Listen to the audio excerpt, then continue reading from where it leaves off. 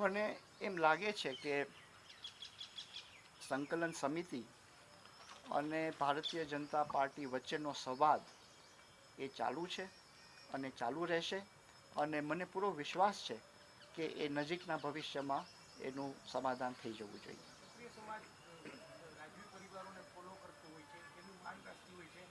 શું માનો છો કે અત્યારે જે રાજવીઓ ભેગા છે તે હવે એમ એક ક્ષત્રિય સમાજને સમજાવવા માટેના પ્રયત્નો કરશે? ક્ષત્રિય સમાજ એ એક બહુ ડાયો સમાજ છે.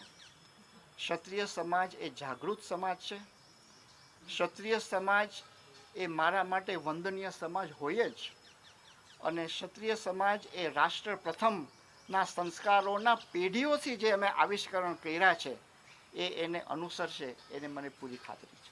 સાહેબ, આપને એક પ્રશ્ન એ થાય કે ક્ષત્રિય સમાજે પહેલા પણ આંદોલન શરૂ કરતી વખતે પણ કહ્યું હતું કે નરેન્દ્ર મોદી સાહેબ સાથે અમને કોઈ વાંધો નથી.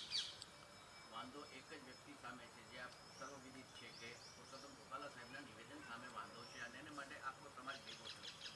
તો હવે આપ જે અત્યારે નરેન્દ્ર મોદી સાહેબની સાથે છો એવું આપ બધા જ્યારે કહો છો, ક્ષત્રિય સમાજ પણ એ જ કહે છે, પણ આ પ્રશ્નનો ઉકેલ આવતો નથી. તો એના માટેના શું પ્રયત્ન હશે? કેમ કે એમની તો અસ્મિતાની જે વાત છે, રાષ્ટ્ર પણ પ્રથમ છે અને અસ્મિતા પણ સાથે જોડાયેલી છે, તો એનો ઉકેલ કઈ રીતે નીકળશે?